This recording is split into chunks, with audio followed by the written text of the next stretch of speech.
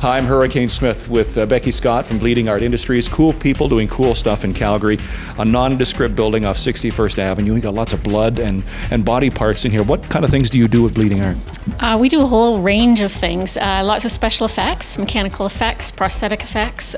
We custom fabricate, so we're in the midst of building parade floats right now for the Stampede. So a whole array of kind of entertainment-related items, focused on effects sometimes, but not always. All right, I saw some body parts around here too. It's just another day in the life of Bleeding Art Industries. We have lots of blood and gore around, as you can see, and various body parts, yes. I want to congratulate you on the movie you guys did, a stop-action movie called Skeleton Girl. I know stop-action has come a long way. This is a 3D stop-action movie, and it won a very prestigious award in New York. Tell me about that.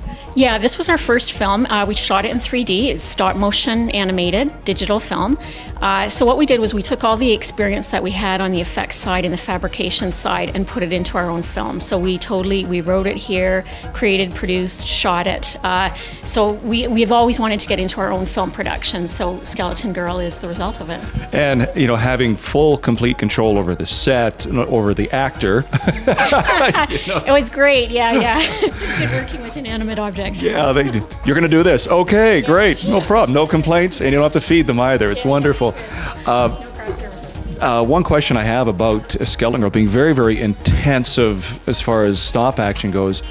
How many man hours went into making this? What is it, an 8-minute movie? It's just under 7 minutes, actually, and it took us in between other work that we were doing. It was about a 2-year process. However, if we were to shoot it just straight, it would probably be about 75 days. But yeah, it's a lot of work is involved, particularly with stop motion animation, which can be very tedious or zen-like, depending on your perspective, and shooting in 3D, which was new for us. So we had to get over that whole technical hurdle in shooting in 3D. So what is the difference? What kind of considerations were there for shooting in 3D versus just in regular 2D? Everything is different shooting in 3D, which is why so many people aren't doing it. You have to think differently in terms of your storyboard, where characters are positioned, the depth. So one of our models was actually about 8 by 16 feet, which is quite large because you need that depth for 3D. The lighting is different, so everything is different to do it properly when you're shooting in 3D. This is where probably math comes in when you're shooting stop motion. You wouldn't think, I'm not going to use math ever again, but what kind of number crunching do you have to do? Math totally comes into it. So it was really interesting actually to watch Leo, who co-directed it, because he was constantly having to figure out, there's convergence issues because you're shooting for the left eye and the right eye with 3D. So measurement has to be properly equated for the distance between the camera and what you're shooting. So you're constantly having to take measurements for every single shot that you're doing. So math totally comes into it. So study your math in school. You heard it here first. And now what about like movement? When you're moving your actor in the film and you want them to go faster or slower, is there a formula for making it look right on camera, or just kind of trial and error? I don't know if there's that would be a question for Leo, whether there's actually a formula. But probably math. Yes, it's math, which I'm not using right now. But yeah, absolutely. It's not, when you're doing stop motion animation, it's not fast or slower. It's like every single movement that you make the movement, take a picture, make the movement, take a picture. So in order for it to flow smoothly, you do have to be doing it at a consistent rate through the film. Okay, now let's get to the story itself. What is the plot line of Skeleton Girl? Sure. Skeleton Girl is about a little orphan girl named Millicent who takes something that doesn't belong to her and then finds out what the payback is. So it's in the vein of the original Grimm's fairy tales, only it doesn't have the kind of blood and gore that's in the original ones. Some younger kids still might enjoy this. I haven't seen it yet, so is it a Tim Burton-esque kind of production as well? We like to say it's more Bleeding Art-esque, but yeah, I guess in terms of using stop motion animation, and it's got kind of a dark edge to it, which of course a lot of Tim Burton stuff does, but I think we do have our own unique style, so hopefully people will enjoy it. So what's next as far as Skeleton Girl goes? Like what do you hope to happen now? Now that you've produced it, it's won the award in New York.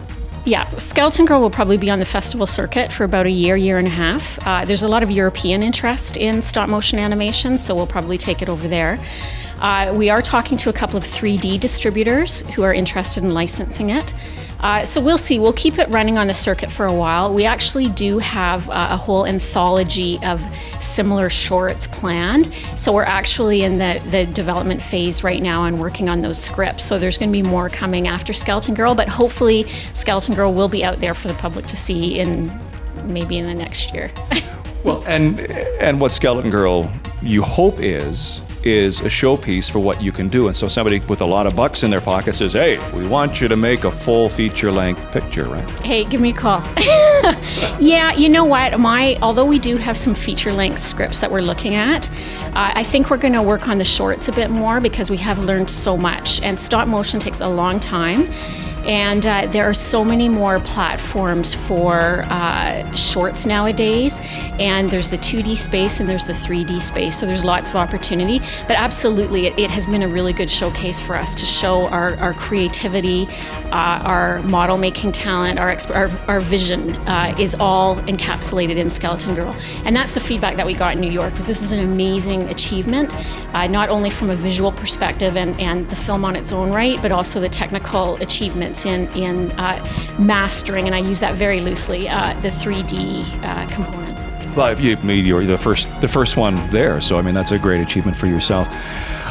With all the intensity that goes into stop motion, I was wondering, does Leo, who did most of the stop motion or did all of it, does he ever say, okay, to heck with this, let's just do it all on computer?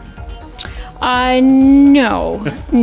That's one of the unique things actually about Skeleton Girl is there are very few, if any, in Canada. We're not sure. We're trying to find this out. Stop motion in 3D for a short film, and it's got its own beauty that computer generated doesn't have. I mean, we saw some really amazing computer generated 3D in New York, but we still like the sort of rougher edges of doing the stop motion animation. It doesn't all have to be computer generated, and can still look fantastic and be very unique. Becky, thank you very much for your time, and congratulations on Skeleton Girl, and all the best in the years to come. Thanks for coming in.